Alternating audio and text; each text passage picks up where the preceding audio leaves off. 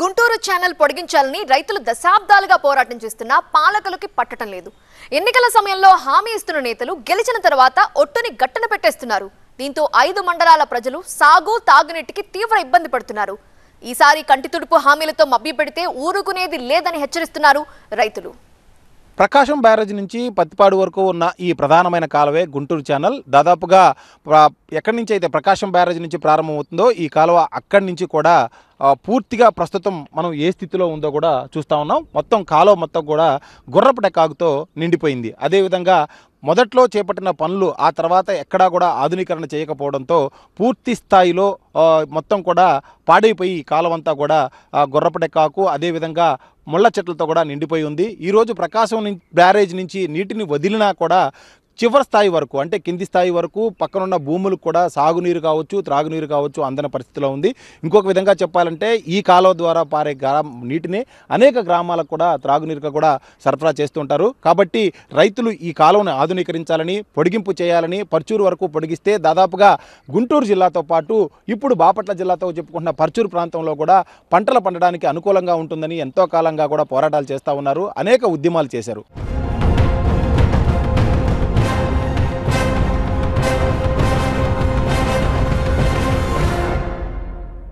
ప్రకాశం barrage కి 40 కిలోమీటర్ల దూరంలో ఉన్న ఈ ప్రాంతంలో సాగు తాగునీటికి అల్లాడుతున్నాయి అంటే పరిస్థితి ఏ స్థాయిలో ఉందో అర్థమవుతుంది. గుంటూరు ప్రకాశం జిల్లాల సరిహద్దు ప్రాంతమైన ఇది తాగు సాగునీటికి ఇబ్బందులను దశాబ్దాలుగా ఎదుర్కొంటోంది.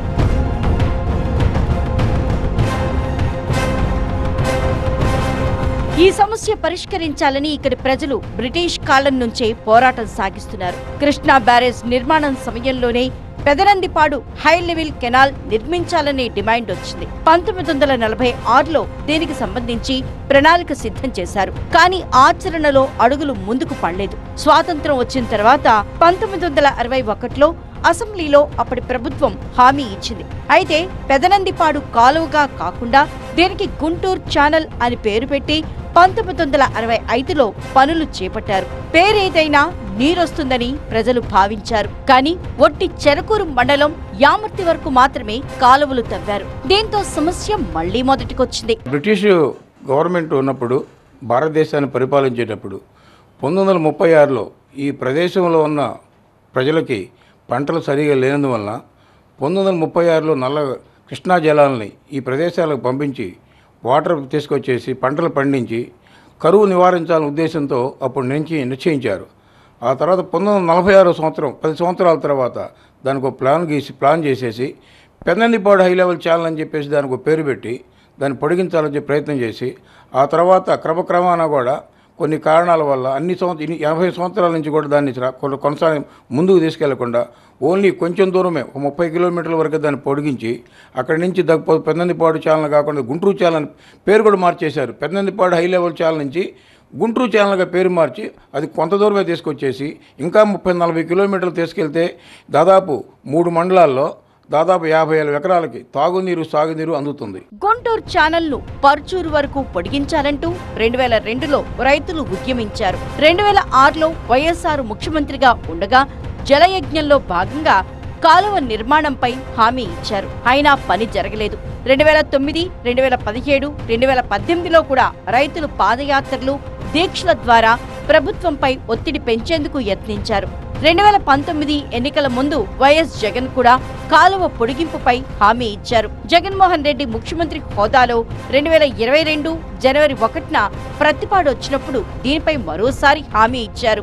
గుంటూరు ఛానల్ పర్చూరు వరకు పొడిగింపుపై సర్వే ముగిసింది. పనులు ప్రారంభించి 2 ఏళ్లలో పూర్తి చేస్తామని హామీ ఇచ్చారు. అలాగే 2023-24 బడ్జెట్లో నిధులు కేటాయిస్తున్నట్లు అప్పటి ఎమ్మెల్యే సుచరిత చెప్పారు.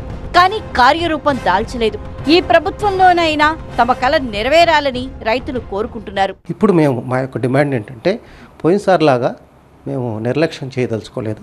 ఎమ్మటే ఈ బడ్జెట్లో పెట్టి కొంత నిధులు తీసుకురాగలిగితే ఆ 115 కోట్లు కనుక ఇవ్వగలిగితే భూసేకరణ జరిగితే ఒక లెవెల్ ఈ కాలువ ముందుకెళ్ళింది.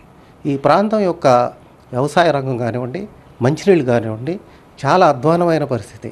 ఆ వాగునీళ్లు పెట్టుకొని పొలాలన్నీ కూడా చౌడు బారిపోతా ఉంది. దీనికి అత్యవసరంగా ప్రభుత్వాన్ని చేయమని ఈ సందర్భంగా నిర్ణయించుకుంటున్నాం. తాగునీరు, సాగునీరు, భూగర్భ జలాలు లేని ఈ ప్రాంతం సుదీర్ఘ కాలం ప్రభుత్వాల నిర్లక్ష్యానికి గురైంది. కృష్ణానదికి అతి సమీపంలోనే ఉన్నా ఇలాంటి పరిస్థితి రావటం దారుణం. ప్రకాశం బ్యారేజీ నుంచి నీరొచ్చేందుకు అవకాశాలు పుష్కలంగా ఉన్నాయి. కేవలం కాలువను తవ్వితే చాలు. ప్రస్తుతం యామర్ర వద్ద కాలువ ఆగిపోయి కనిపిస్తోంది. నీటిపారుదల శాఖ అధికారులు అంచనాలు రూపొందించడం, సర్వేలు జరపడంతోనే సరిపోతోంది. బడ్జెట్లో నిధులు కేటాయించకపోవడంతో పనులు జరగవు, నీళ్లు రావు. దీంతో 90 ఏళ్లకు పైగా ఇక్కడి ప్రజలకు నిరాశ ఎదురవుతోంది. ఇప్పటికే నల్లమడ బాగులో నీళ్లు ఆ ఉప్పు నీళ్లు పెట్టుకొని చేలన్నీ చౌడు బారిపోతున్నాయి. నా పొలం కూడా ఉన్నది, నేను కూడా బాధితుడిని.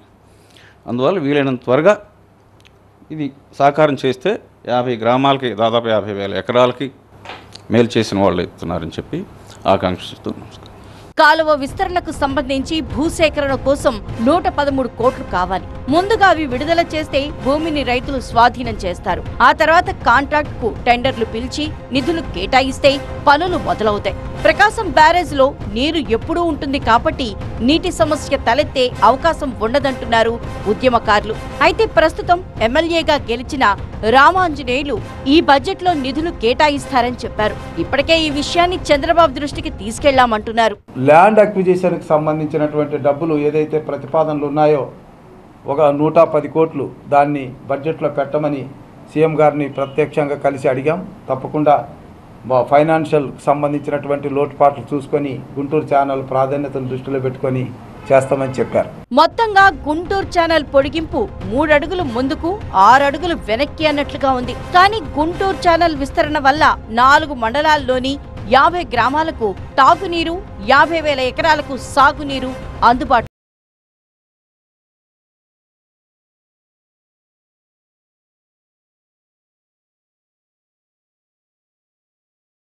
ప్రభుత్వాలు ఎన్ని మారుతున్నా కానీ ఈ కాలువ ఆధునీకరణకి నిధులు కేటాయిస్తున్నారు కానీ పనులు మాత్రం జరగటం లేదు. ఈసారైనా సరే ఖచ్చితంగా ఈ కాలువ ఆధునీకరణ కోసం నిధులు కేటాయించడమే కాదు పనులు కూడా పూర్తి చేయాలని ఏదైతే గుంటూరు ఛానల్ రైతాంగం ఉందో ఆ రైతాంగం అంతా కూడా ఆశగా ఎదురు చూస్తున్న నేపథ్యం మనకి ఇక్కడ కనిపిస్తూ ఉంది. కెమెరామెన్ నాగరాజుతో నాగరాజు, TV9 గుంటూరు జిల్లా.